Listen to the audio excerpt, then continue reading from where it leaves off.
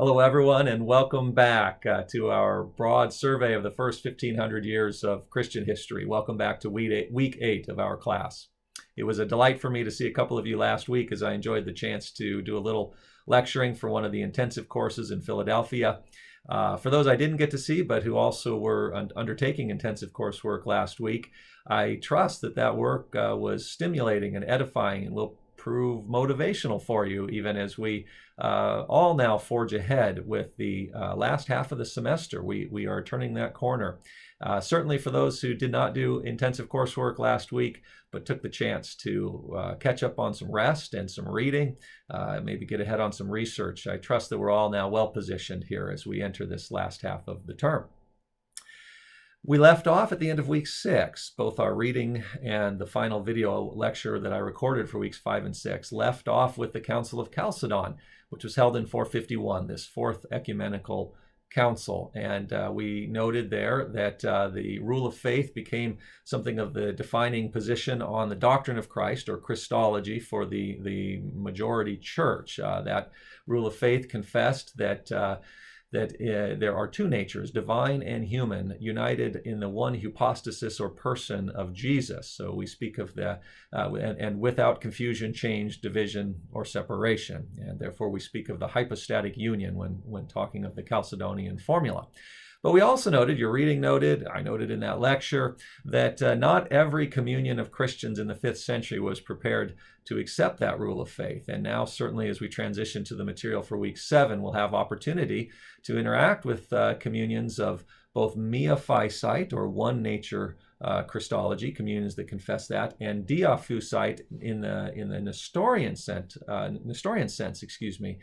Christology, where those two natures are not hypostatically united. We'll get the chance to interact with them in a little bit greater detail. So to that end, I want to simply take a few minutes here by way of video introduction, or lecture introduction, to lay something of a foundation here for what you'll be reading in the material here this week. And the first thing to note is that, again, with one of the main centers, certainly, of miaphysites, we'll start with miaphysite Christology and focus, frankly, this lecture will focus mostly on that. I'll have just a few words to say about Nestorian Christology. But in any case, focusing first on the miaphysites, we shouldn't be surprised, as I also noted at the end of that video lecture from week 5 and 6, we shouldn't be surprised that it is the Egyptian church, which the Coptic church in Egypt, specifically the Coptic Orthodox Church of Alexandria, which represents one of the primary communions of miaphysite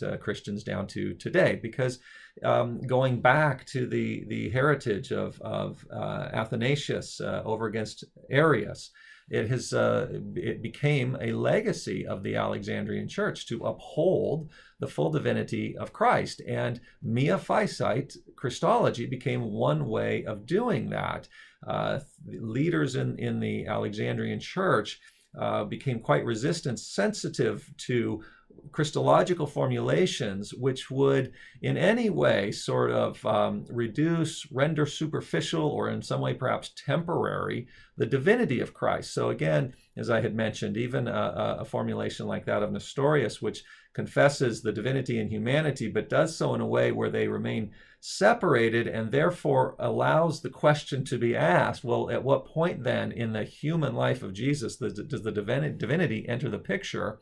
Is it at his baptism? Is it temporary? Could it then leave him perhaps at his crucifixion? The charge that would be made against, of course, as I indicated, Nestorian Christology by the Alexandrians is a charge of adoptionism, or the idea that Jesus is somehow drawn into the full divinity, or the Son is drawn into the full divinity of the Father, but does not possess that divinity co-equally and co-eternally. We encountered in the Alexandrian church the thought of Apollinarius, the idea that the Logos is the mind of Jesus, really is just the Logos, so that in the union of or the incarnation, the human mind that would normally be the operative center there is really the divine mind. And we noted how that teaching was rejected ultimately by the church, because it sort of removes any comprehensible notion of how the humanity could actually be a genuine humanity in Jesus. But I want also now to note that there are some more sophisticated Miaphysite or one nature, or attempts to articulate a one nature Christology. And two names to lift up here. One I've already mentioned is Cyril, who was bishop, who died in 444, and then his successor Dioscorus, who died about a decade after that. These are, again, are bishop, or actually, it's important to note, I think, as well, that the Coptic Orthodox Church is one of two communions alongside Rome, which use the language of Papa or Pope to refer to their bishop, also use the language of Patriarch. So Patriarch Cyril, Pope Dioscorus. They use a specific phrase that you should be aware of when speaking of Christ. They spoke of one nature of God the Word, one nature of God the Word incarnate. That's the phrase, one nature of God the Word incarnate. Now, I have to confess that when reading material, reading Cyril is a very sophisticated, very nuanced thinker, and at times his thought is very clear, and at other times, language like this, it's not entirely clear to me, at least, what's always going on in the mind's eye there, if you like. But in any case, that's the important phrase: one nature of God the Word incarnate. Cyril speaks of an inner union of two natures, an inner union, not a hypostatic union, not a union of the person, although again that will become the Orthodox view, and Cyril's writing does leave some room for that direction of interpretation. But Cyril definitely speaks of an inner union. So the idea then would seem to be that there are two natures, but they join. Not join. That's certainly language to avoid here in this. But they are united inwardly in some sense, in some way inwardly united.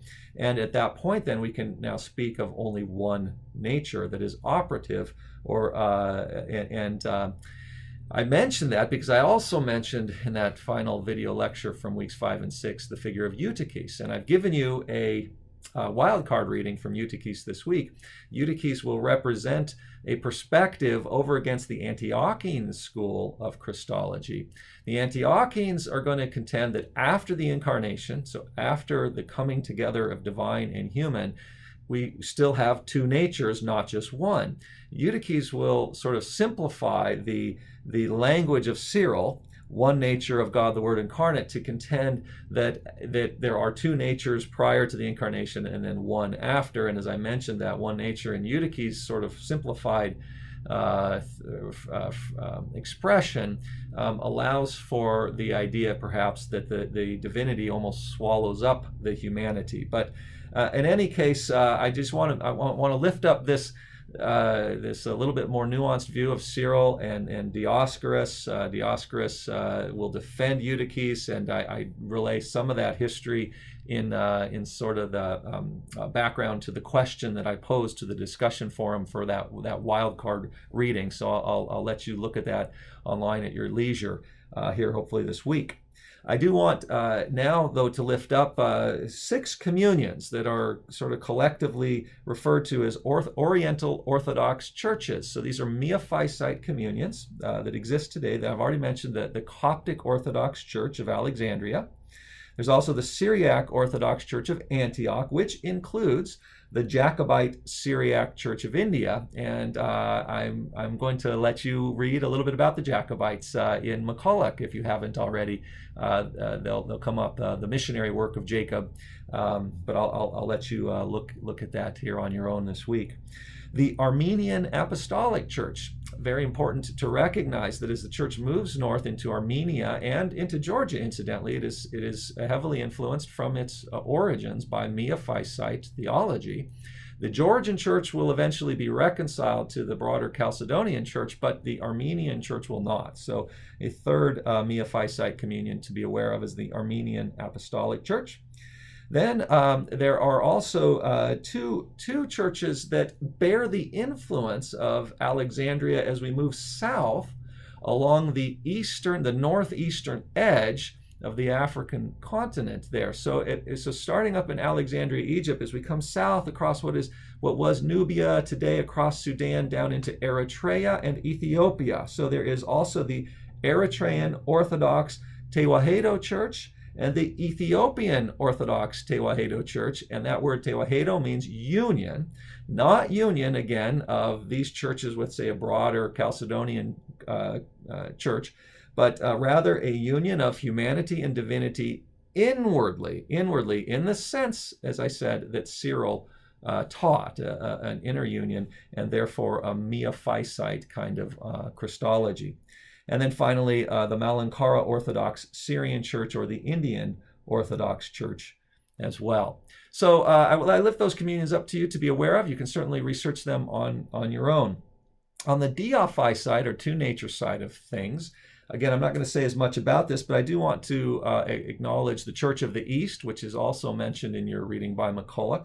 This church was organized in 410 and at the Council of Seleucia Ctesiphon. Seleucia Ctesiphon, an important center of learning in the ancient world, often shows up in your readings. Again, I'll just simply direct you to that. But I mention that because 410, of course, is 21 years before the Council of Ephesus. So we have here a church that is organized after the first two ecumenical councils and therefore recognizes as authoritative Nicene Christianity, the rules of faith that come out of Nicaea I in 325 and the Council of Constantinople, or Nicaea II, in 381. But it is not a church then that recognizes the legitimacy of the decisions at Ephesus in 431. You might recall at Ephesus in 431, the teaching of Theotokos, or Mary as bearer of God, is upheld. And Nestorianism, Nestorius, as I mentioned, taught, of course, he resisted or rejected the teaching of Mary as bearer of God, Theotokos. And so Nestorianism there, and then again in 451 is condemned. And but the Church of the East is a Nestorian church historically. I say historically because it is a church that over time has sort of broken down. There are legacy communions that exist today in much smaller numbers than these Miaphysite communions that I mentioned. But nevertheless, it is important to recognize the legacy of this church in Iraq, Iran, and also down in India. And in India, where there is there is also a Miaphysite presence, but as well what are called the Thomas Christians, reflecting the tradition that it was the Apostle Thomas that initially did missionary work in India. This is a Diaphysite or Nestorian church by legacy. Okay.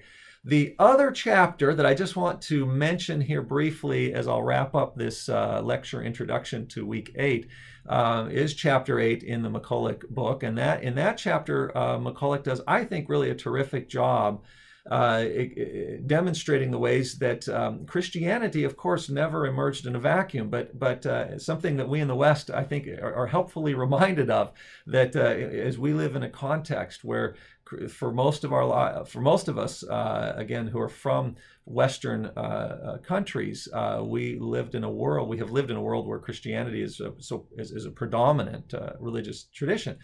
But that, of course, is not the case with the development of Christianity historically. And so McCulloch does an excellent job, I think, of reminding us throughout chapter 8 of ways in which the Christian church developed, especially as it moved eastward in conversation, dialogue with, and oftentimes critical interaction with other religious traditions. We've already seen this with Zoroastrianism, certainly in India, in the Indian subcontinent. In India, we see interaction with Eastern traditions.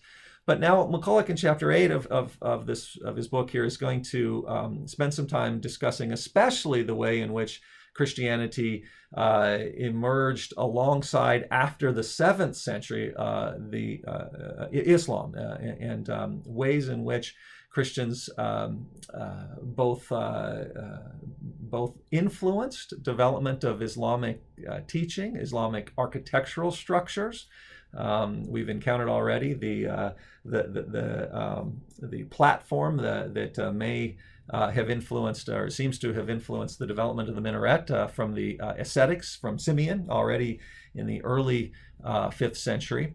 McCulloch has already covered that, but there are other architectural elements, of course, that he'll cover in this chapter, which seem to have made their way into Islam. Loan words from Syriac, even into the Quran. But then also, of course, ways in which Christianity had on its own, from its own perspective, to live under the different caliphates, different Islamic rulers, ways in which, on the one hand, it enjoyed a kind of favored, albeit secondary status, considered a dimha, or a recognized religion, a people of the book. And yet, on the other end of the continuum, much more severe persecution under, say, Muslim Mongolian warlords. So McCulloch's going to cover all of this. I've given you a discussion forum question, which might allow you to reflect a little bit more on that heritage here this week as you get into that reading, and I'll simply commend it to you. And then wrap this up by indicating that this is a very brief section of McCulloch's book. Just these 2 chapters form one section. So we're treating them together as in just 1 week, and then subsequently in weeks 9 and 10, we'll return to the larger Western Church or Latin Church, and then weeks 11 and 12, we'll turn back to the Church of the East, but in the larger Eastern Orthodox, or the development of the Byzantine Church. So that's the direction that we're going here as we move ahead, again, as I said, with the last half of the term, and blessings to you as we take this turn together.